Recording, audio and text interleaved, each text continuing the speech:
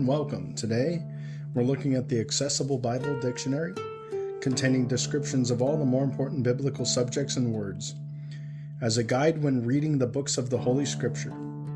It contains about 400 illustrations written by C.A. Holmboe, professor at the University in Christiania, Oslo. Adapted for this Bible edition by Lönnkvist, in accordance with the Act of Congress registered in the year 1890 by A.J. Holman and Company in the Library of Congress office in Washington. For a proper understanding of the manifold descriptions and references in the Holy Scripture, it is important to know the land in which the people lived, its mountains and valleys, rivers and lakes, cities and inhabitants, the plant life that surrounded them, the animals that populated their pastures and wilds, and their means of livelihood, civic conditions, domestic life, worship, customs and manners, dwellings, household goods, tools and weapons, etc. To help spread knowledge of these matters, it was deemed necessary for the reader. We have equipped the book with a large number of woodcuts, which, as far as the artistic subjects are concerned, have been borrowed from the surviving artworks of neighboring peoples, for we have very few depictions of art objects from Palestine itself, from the times the Bible deals with. To gain a visual idea of such objects, one must therefore, for the most part, turn to the artworks left behind by the peoples who inhabited Egypt and Assyria during the periods the Bible describes. It is namely highly probable that contemporary neighboring peoples used roughly similar and uniform art objects as for the number of entries. We have considered it appropriate to include every personal name that occurs, even merely in genealogies or other records, when it isn't otherwise mentioned in Scripture.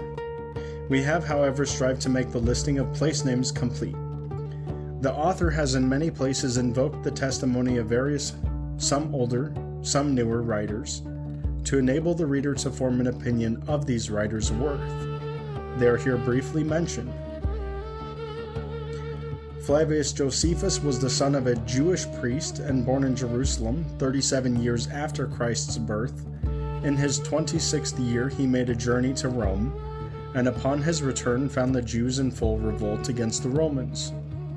He was forced to take part in the war, was captured but later released, and lived after Jerusalem's destruction in Rome. He wrote the history of the Jews in great detail, and likewise in another work described the Jewish war against the Romans. The Talmud, translated as instruction, is a collection of traditions concerning the correct understanding of the Old Testament, which after the Babylonian captivity were gradually written down by the people's teachers. The first collection came about under the name Mishnah, the second law, around 200 years after Christ in Palestine, and was about 100 years later expanded with an edition called Gemara, the completion. This collection is called the Jerusalem Talmud.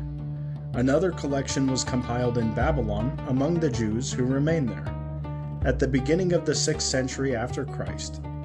It is called the Babylonian Talmud. Eusebius, who in the 4th century was bishop of Caesarea in Palestine, wrote in Greek a directory of the places mentioned in the Bible, with information about their location.